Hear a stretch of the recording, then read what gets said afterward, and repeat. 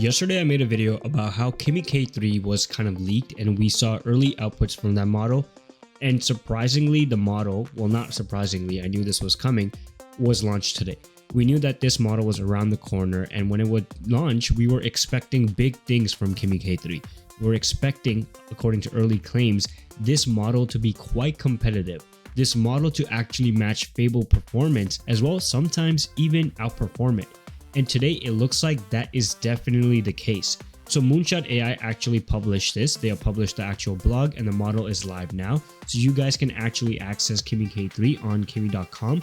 And what's important to note, the open weights will be coming on July 27, 2026. So once again, big win for a lot of us, especially people who are running the models on their own.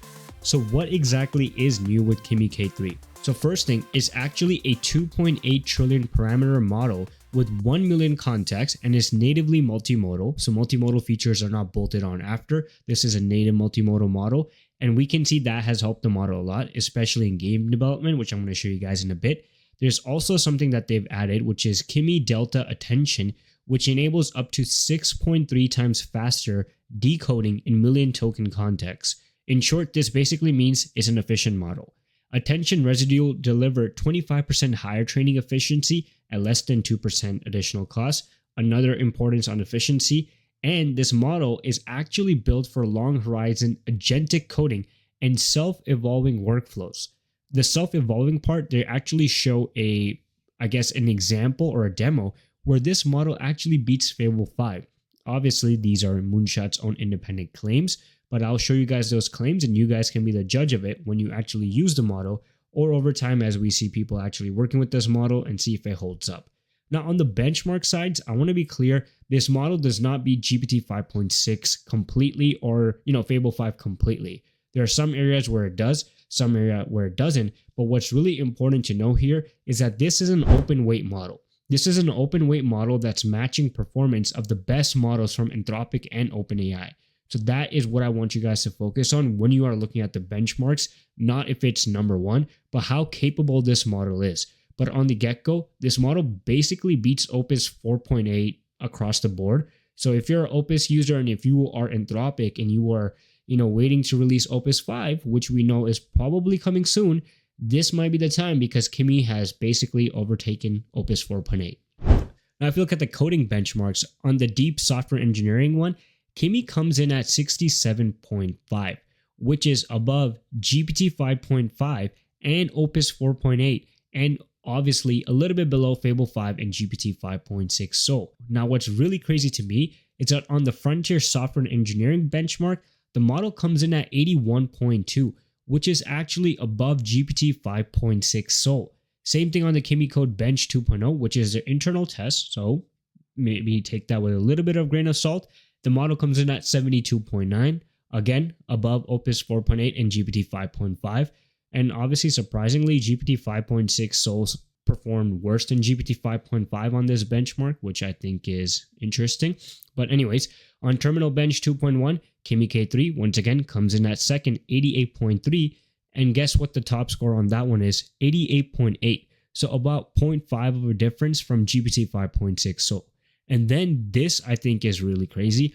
On the program bench, Kimi K3 actually comes in at number one at 77.8 and GPT 5.6 Sol 77.6, which tells you that, okay, in some areas, this model performs better than the Frontier Labs. Same thing with Software Engineering Marathon. Kimi K3 comes in on 42.8, which is basically the long horizon coding angle that they are kind of getting at in the blog post. Now, these are other tests. I'm not going to go through all of them, but you can see even on general agents, all maxed out on thinking efforts. Remember that this is all maxed out.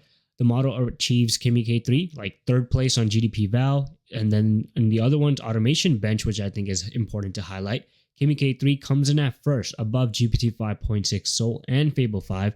Same thing with browser comp. The model comes in at first 91.2. And then on spreadsheet bench 2, Kimi K3 comes once again, number one. So knowledge workers, a good win for you guys as well because this model is good at spreadsheets. So good for them. And then for visual agents, where it comes at, understanding charts with tools and everything like that, the model comes in second. And then same thing with the zero bench with tools, the model comes in at second. So yes, this model is competitive and it was able to, achieve a lot of this. But I think some of the reason why the model was able to do all of this is because of the architecture behind this new model. And this is where it gets a little bit complicated, but I think the main thing to understand over here is that all of these improvements have made the model more efficient. And we can see that because we see an approximate 2.5 times improvement in overall scaling efficiency compared to K2, which is their older model. And what are they actually calling this new architecture? So K3 is actually built on Kimi Delta Attention KDA and Attention Residual Attention Res, which are two architectural updates designed to specifically improve how the information flows across sequence length and model depth. Now that sounds complicated, it probably is, but it shows you that the lab is actually putting in research behind all of this.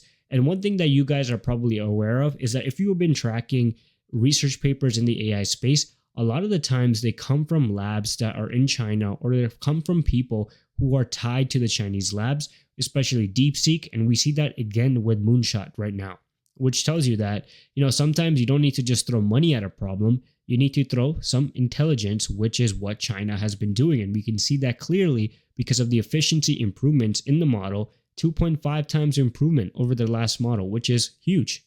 Now, these are some internal knowledge work benchmarks.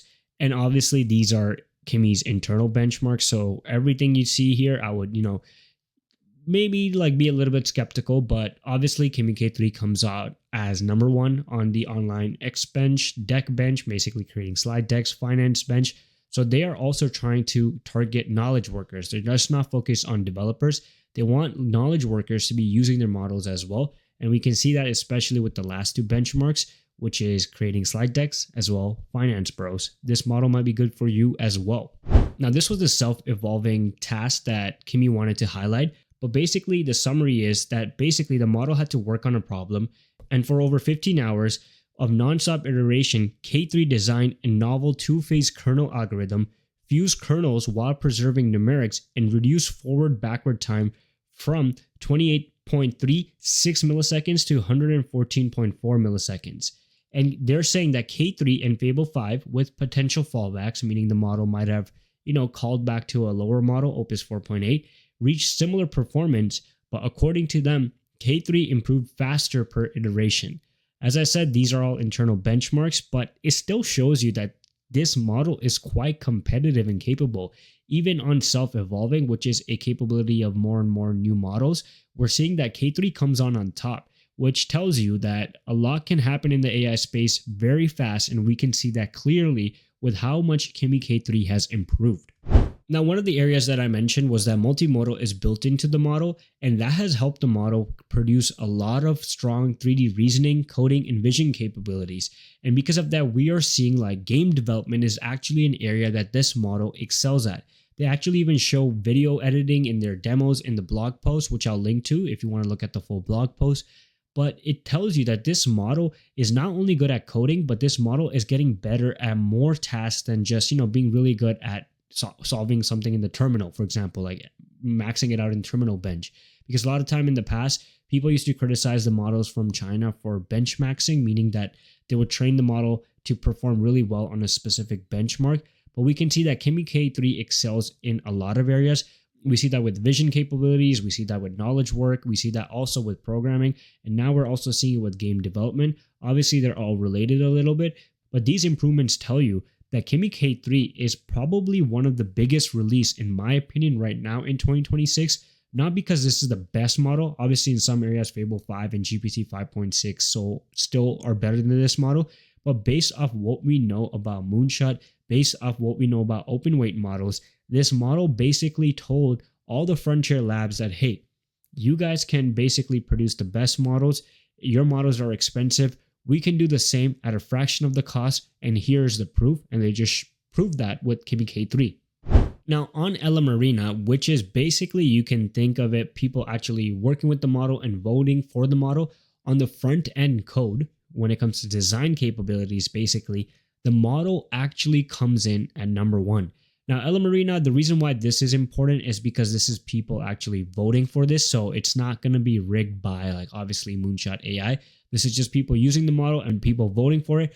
And we are seeing that on LLM Arena, this model is better than Claude Fable 5, GPT 5.6 Sol, and GLM 5.2 from obviously China as well at Frontend Coding. So that tells you this model is quite competitive. Obviously, we're going to see more benchmarks like these come up over the next couple of days, and we might see people actually working with these models, and things could change over time if the model kind of gets nerfed.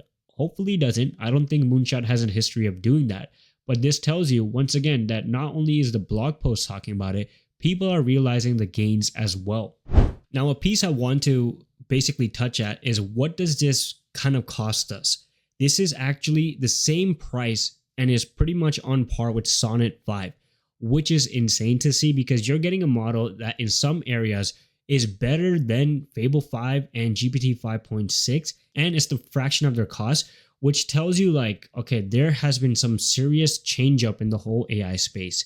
We kind of operated with a duopoly before, I would say, at least last couple of weeks, maybe a couple of months as well, where it was just OpenAI and Anthropic. Now Kimi K3 came out of nowhere. I want to say Moonshot actually, because that's the lab behind it, came out of nowhere and basically overtook them and also just changed the whole landscape. Definitely put pressure, in my opinion, back on OpenAI and Anthropic, because now they have to answer why their models cost so much when a model like Kimi K3 exists. One thing as users is that it's clear that competition is really important in this space. Kimi K3 is going to force Anthropic and OpenAI to reevaluate how they're producing the models. They might have to start focusing more and more on efficiency. We kind of saw that with GPT 5.6 Sol. GPT 5.6 Sol matched Fable 5 performance, and it was more efficient than that model. And that's what we saw with OpenAI, kind of taking that angle with GPT 5.6 Sol. But the upcoming models, which we know that Anthropic is working on Opus 5, as well OpenAI is working on GPT-6, those models will now have to produce obviously better results than Fable 5 and GPT 5.6 Sol, and basically be either the same price as they are or cheaper. Then only people will realize that they are heading in the right direction, because Moonshot AI is doing that. They're producing capable models and the cost is quite reasonable. But that's it for today's video. Make sure you guys are subscribed to the channel. Follow our new newsletter as well at universeofai.beehive.com. As well, subscribe to the main channel World of AI, and support us on X by following the Universe of AIZ as well. Until then, I'll see you guys in the next video.